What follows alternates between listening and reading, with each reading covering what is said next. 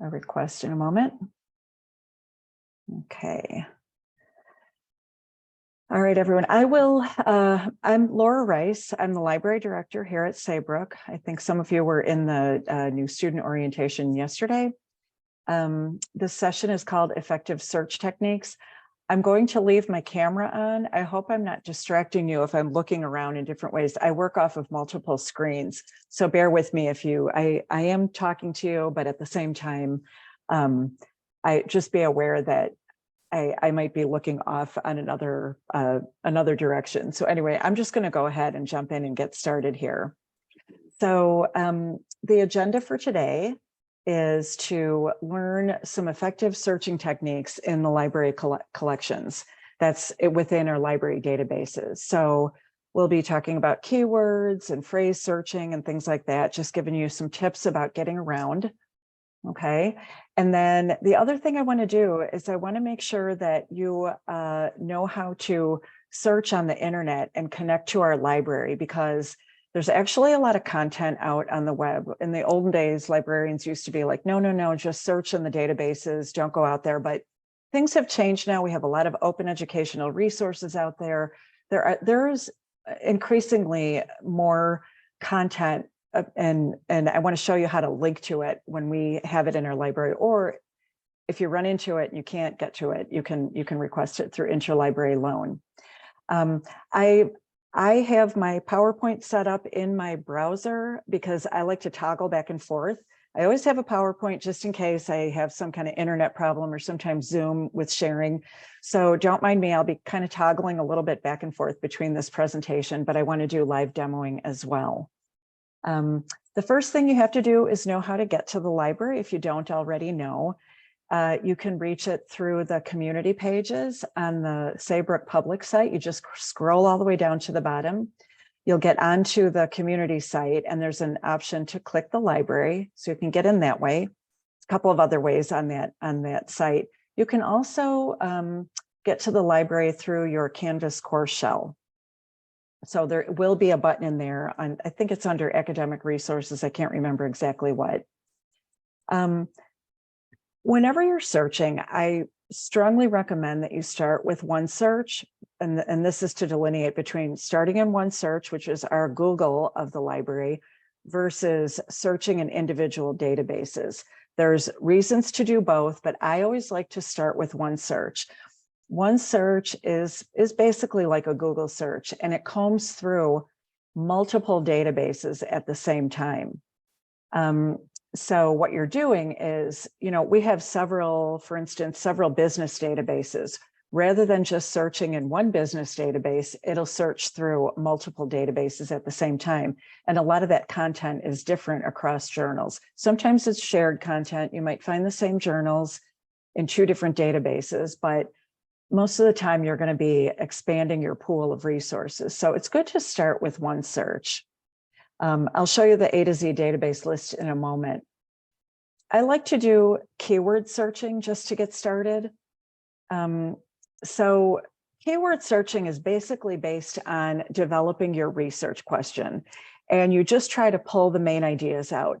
When you go to search in Google, best restaurants in, the Northwest Chicago or whatever, you kind of put phrases and you might ask questions. Databases are much better just with individual keywords. So for instance, I have a question here. Can diabetes be prevented through exercise? That's what you're interested in looking for. What you want to do is pull out those key terms: diabetes, prevention, exercise. Okay. So those are going to become your keywords. You also want to make sure that you're always thinking about synonyms and also antonyms. Sometimes it's good, sedentary is the opposite of exercise. So sometimes you can find articles by just thinking of the opposite word. It's a very effective way to kind of hone in on your keywords. Use fitness instead of exercise. Try different things. So I suggest that you kind of keep a list of keywords, just to kind of go along, just to jot them down as you think of keywords that can be related. Think a little bit outside the box. So let me go into, I'm just going to go to the library page right now and we'll just try a little bit of searching. So this is that one search box on the library website. Now you can search right here. You can start to put your keywords in from here. That's fine. Or your title or your DOI. Sometimes this is more effective. Like if you know the DOI number for an article, you can just enter it right here and search it. I like to do this. I like to come to where it says visit the Saybrook OneSearch homepage. I like to come here because this is the full OneSearch search engine. So once I get to this, that front one is just like a little abbreviated version of OneSearch. This is the full comprehensive OneSearch. The first thing I always do when I get here, because our library website and a lot of the information on here is available on the public side. To get access to the library databases, you are going to have to sign in. So you're going to come in the upper right corner here, and you're going to sign into this. Okay. So you use your Saybrook email and password. Once you sign in, and if you have your computer set up to remember your cookies or whatever, however you want to set it up, I just keep myself set up. All I have to do is click it, and I'm signed in. So look for your name to be up there. So once you're here, we can take those keywords that we were using and prevention. And what was it? Exercise. Okay, so that could be a search. Now by putting the terms "and" between these, I'm looking for articles that will address all three of these keywords. Another little trick, prevention. If you have a word that has multiple forms, sometimes you put the word in and you put a little asterisk and it'll look for prevent, prevention, preventing, prevented. So it's just a little trick. Some words, a lot of times it'll pick up multiple variations, but there are some words that are really have a ton of variations, like even like the term music, musicology, musician. Those are very different from each other. I mean, they're in the same field, but they mean to, musician is very different from musicology. So sometimes if you're trying to look for more things, just put that little asterisk in there if you have multiple forms of a word. So I've got my search set up now, and I just hit the magnifying glass.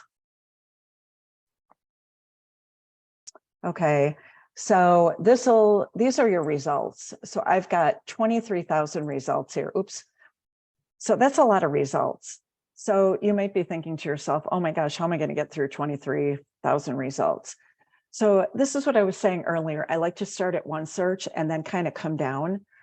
This is where I begin to put limits on what I'm looking for, because I don't want to leave anything out that I might be interested in. So one limiter that you could do is, if you come through and you look at these results, I've got articles, I've got books, I've got multiple versions. There could be reports in here. We could have videos in here. One thing maybe I want to do is just limit to peer-reviewed journal articles, because you are doing scholarly research now. And so maybe it's a good idea often to just, and a lot of times your faculty members are going to want you to only find peer-reviewed journal articles. So you can check it off in the tweak your results, apply a filter. So I just got myself down to 16,000 results. So I knocked out all the books and the videos and things like that.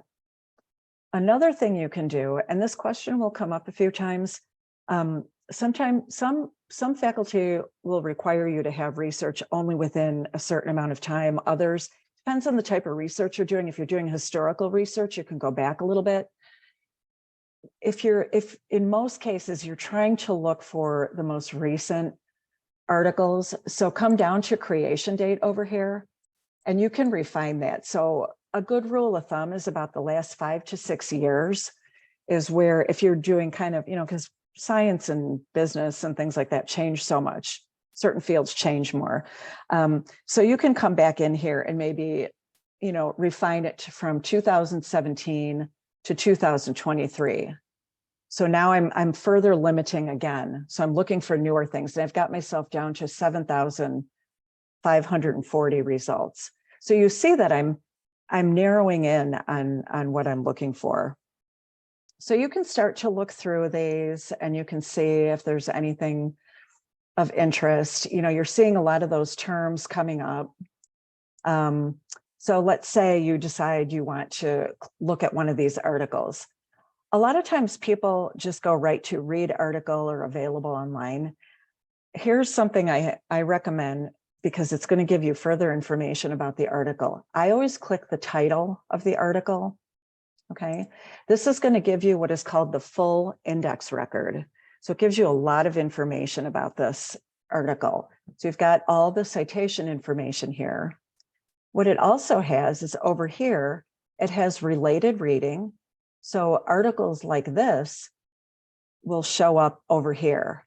So those give you ideas for further articles to look into. And if you look at the titles, you can kind of tell that, yeah, some of these are kind of similar. So they might be worth my time to pursue and take a look at.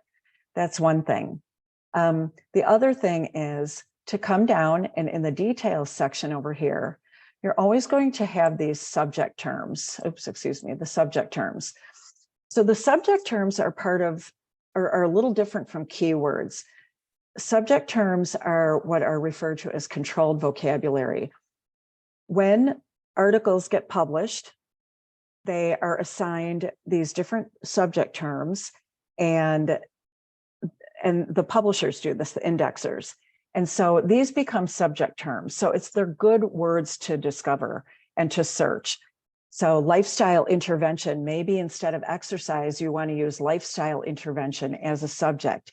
Exercise therapy, okay, diet therapy. So this gives you a lot of clues for additional words that you can search. And often you can search these as a subject rather than just as a keyword. So you can set that up in your advanced search. So you can try to use those words and anything that might be relevant there. The other thing you can do is you can read the abstract in the full index record. It'll give you an idea of what's in here. And sometimes the title looks good, but then you read the abstract and you're like, well, this isn't really what I was looking for. So, take the time to look through some of these things. Here's another, I don't know if you're familiar with this. You may be familiar with this already, but this citation section down here. So what you want to start getting in the habit of doing is citation tracking. It's similar to looking at related readings that on the side there. But what this does is any articles, it says find sources citing this article. Okay, so a bunch of other people used this article in their work, but also or sources cited in this. These authors used other articles. So you see, you've got articles on the back end and articles on the front end that could be related to this. And it's a really good way, especially when you're going into your specialized research in your, usually with undergrads, sometimes you don't get as deep into a subject area. At the graduate level, you tend to get more and more specific types of studies, and the citation tracking is going to be really important for you. So all you have to do is click one of these. I want to see which articles are citing this. Okay, so it's telling me right here, now listing sources citing that article. So now I have all these other additional articles that I can look at. This is a treasure trove, really, because these are things that were referenced in that article. And if that article is relevant, there's got to be more relevant articles here. So that's a really good thing to do. I'm just going to go back to the source listing. And you can do it the other way. You can find then, similarly, this article got cited in all of these articles. So it's really it's a good way of building your little world. Once you find one thing, you can kind of branch out and find even more. Okay. And then once you are in this article, now that you've kind of reviewed and you've looked for additional keywords, additional subject terms, additional articles, then you can go ahead and choose how you want to manage this article. You may send it to your RefWorks account. There's a citation session right after this one, so you'll learn a little bit more about RefWorks, but you're not limited to RefWorks. We support it, but you don't necessarily have to use RefWorks unless your faculty member requires it. You can export to EndNote, to Zotero, you can print it out, you can create a permalink. I want to remind you, I want to make this point. If I go to click on this article and it opens it up, if you're trying to save this, let me just show you real quick. Okay, so it's pulling the article up right now. You never want to save this URL up here. That's not a stable link. When you're saving in our databases, make sure you look for a permalink. This is your permalink. It's got TCS education system in it. You want to use that. That way it'll make it easier for you to come back to find this article. You can just copy that and paste it into your paper or whatever. That'll help ensure that you can come back to this article. You can also click and generate a citation. I've set mine up for APA 7th, so you can just copy your citation right from here. So you can do a lot from this index record.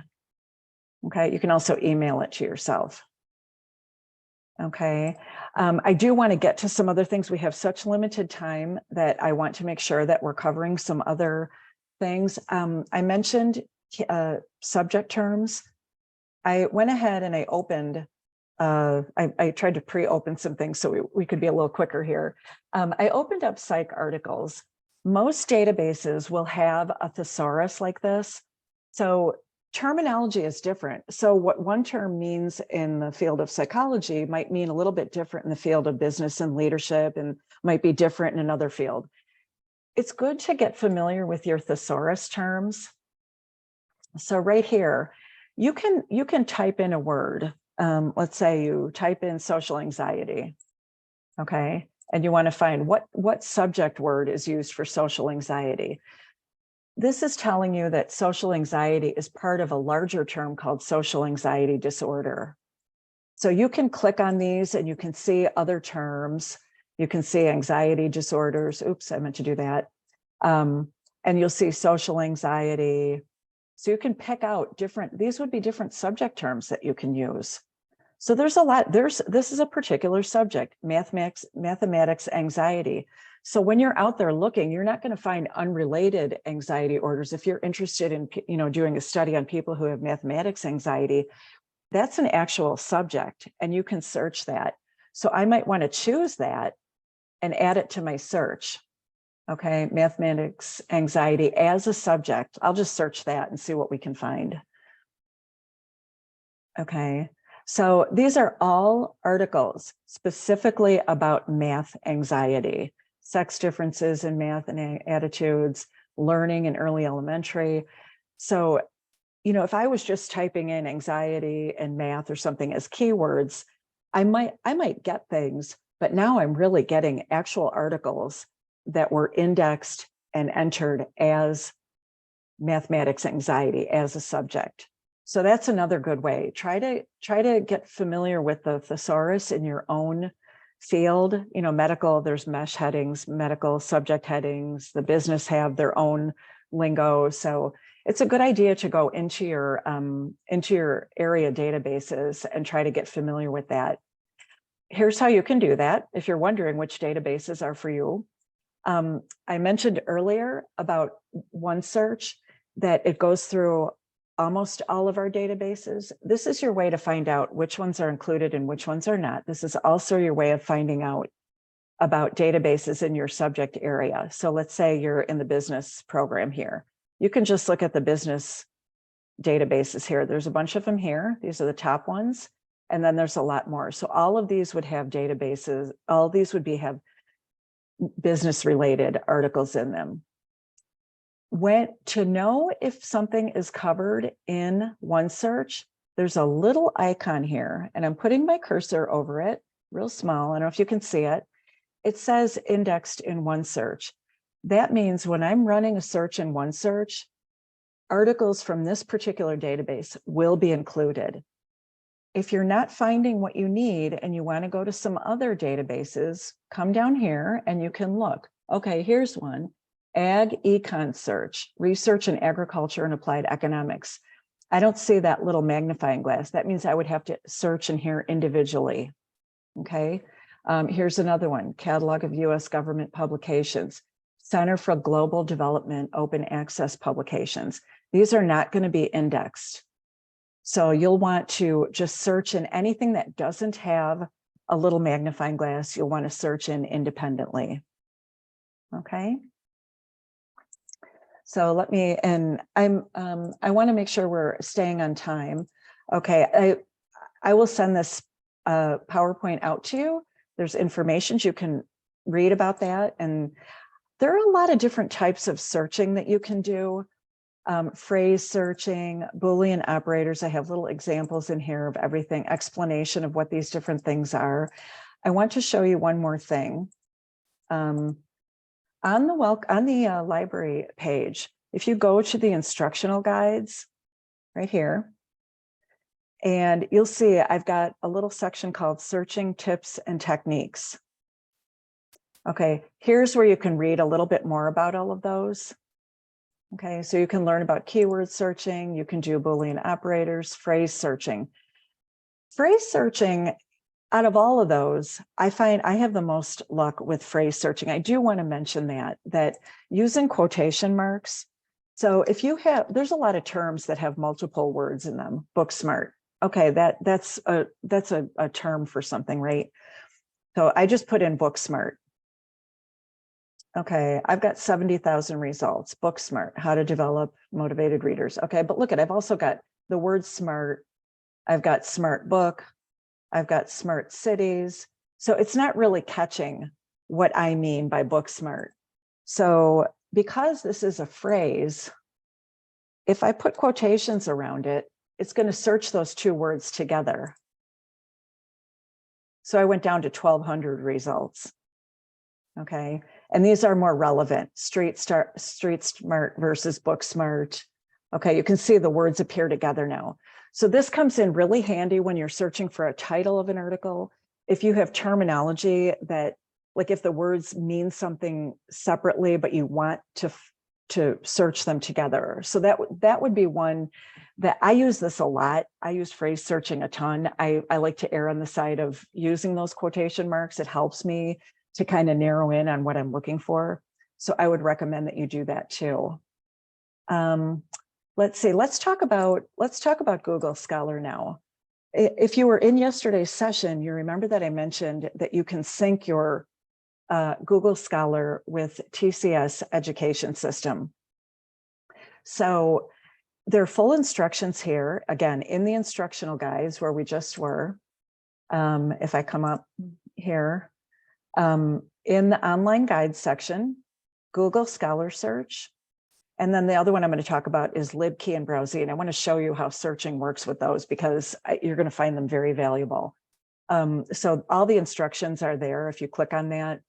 But let me go to Google Scholar right now. So you basically are just going to set up Google Scholar to sync with our library collections. And I just always leave Google Scholar in my bookmarks up here because I do use it a lot. I'm not one of those people who think, one of those librarians who's like, you can't Google anything. I don't believe in that. I think you just have to search in a savvy sort of way. Then you come to, after settings, you're going to click your library links. I've already entered mine. Mine's already set up, but normally you would just start typing in TCS or TCS education system because that's what our subscriptions are under. So TCS education system, you save it. And now anytime you go to search in Google Scholar, it's going to be synced. And so I'm going to put our search in. I'm going to do I already did this earlier to make sure I could find a good example for you. Now, because I'm synced up here, I've got view it at TCS ES libraries. Anything that shows up with that, I can just come right in and look for it. Sometimes some of these are going to be met with a paywall. It shows up in Google Scholar, but a lot of times if you're in Google Scholar without syncing the library, you'll find that you'll run into, oh, I need a subscription for this, or they're asking me to pay for it. Here's one. I think this was one that I tried. I'm like, I know people have asked about this nature journal before. So if I just come over here and do diet and exercise in the prevention and treatment of type 2 diabetes. Okay, so if I'm looking for this, you can see I'm only getting a preview of the article. Okay, and it's telling me I have to go through, it's recognizing me. Normally, this is what you would see on this article. I don't know if you've ever used it. You run across this, and you're like, oh, shoot, I'm not going to buy this. That's too much money. When you're set up with Google Scholar, now watch what happens this time. Okay, where is that result? Okay, right here, watch this. I'm going to click view it here. It's going to take me right to our library, and I won't have to pay for it. So it's opening up the article right here. It's opening up in ProQuest for me. It's subscription content. And now I can come in and I can read the article. I can download the PDF. I can save it. Okay. So really important to sync your Google Scholar that way. The other one I mentioned yesterday is LibKey Nomad. Again, I have the instructions there. And I think when you saw me pull up that article, let me go back. And I think I think I lost it. I'll show it to you again. Okay, so let's say I'm out on the web and I'm searching for something, and I just put in my diabetes and prevention and exercise, and I got all these results. Okay, so oops, sorry, so I'm going through here and I'm looking, and I come upon, I think the same article we referenced before is in here. I wanted to show it to you. Where is it? It was the Nature Journal one. Thought I brought it up earlier when I was trying it. I wanted to make sure I was giving you searches. I was trying to save time. There we go. Okay, so let's say you came across this. You weren't in Google Scholar where you were synced up, but you came across it on the web, and you're like, oh, okay, I want to read this article. So you go to click on the article, and normally you get that. Again, this is that same article as before. You would get that little paywall request. Now, because I downloaded LibKey Nomad, you can see my little tiny teardrop here. Look what I see over here. I've got the link to the article. Okay, it's syncing it for me. If I click this article link, it's going to take me to the library. I'm just out on Google. I'm on the web just searching for stuff. I come across this. 9 times out of 10, I'm going to hit a paywall. Because I have this installed, it's letting me know that I can access it through TCS. So I click that. Again, it's taking me right to that article. So it's this little tiny browser extension is really powerful. And I would highly recommend that you use it. You can find the download in the instructional guide called LibKey and Browsing. It's really going to kind of help you speed up a little bit and find those articles and sync to our library. I see that we're coming up on our time. It's so fast. I'm sorry. I want to mention one more thing. Let's see. Just printing restrictions. Not usually on printing, because you're allowed to download as a PDF. And then you can just print that out. Now, in terms of sharing, that's where your copyright problem would come in. You can't widely share. You can print and email these things for your own personal use. You just can't share them. And if you're a faculty member or a teaching assistant, or you can't share them, people have to have access to it. So that's the only thing to be aware of. But you yourself, you can print them out. There's many different ways to save them. I do want to mention that if you need help, we do have the schedule appointment link, and I want to show you, it defaults to Pacific time. I'm in Central time, so that's why it's showing up this way. You can update it to your own time zone, but if you ever see that there's a time on here that there's no times that complement your schedule, just send a quick note to the library. We do 30-minute, you can pick a 30-minute or a 60-minute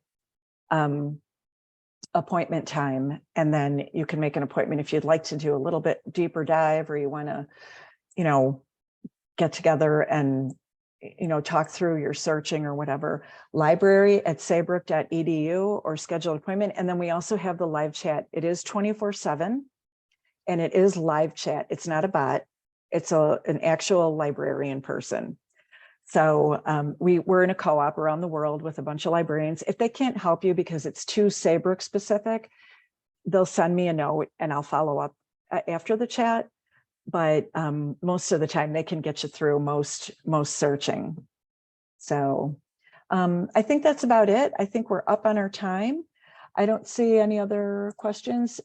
If you have a moment and you want to ask a question right now, feel free. Otherwise, I think we'll just end because I know everyone's got a lot of other sessions to attend.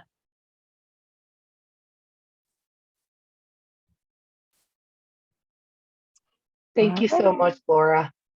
Oh, you're welcome, Michelle. All I right, great to really see you. appreciate it. I've always had trouble with searching, like it's like my keywords are not the keywords. So I think all this is going to be helpful. Yeah, and if you ever need just a little, push on the right direction and you need some ideas or whatever, send a note to, send an email if that's convenient, send a chat, set up an appointment. It can be for 30 minutes. If you have a specific topic and you need help, just feel free to reach out. Okay. Awesome. Thank you so much. Great. All right. Thank you, everybody. Okay. I think there's a new message. Oh, great. Oh, just thanks. Okay. You're welcome, everyone. Bye-bye.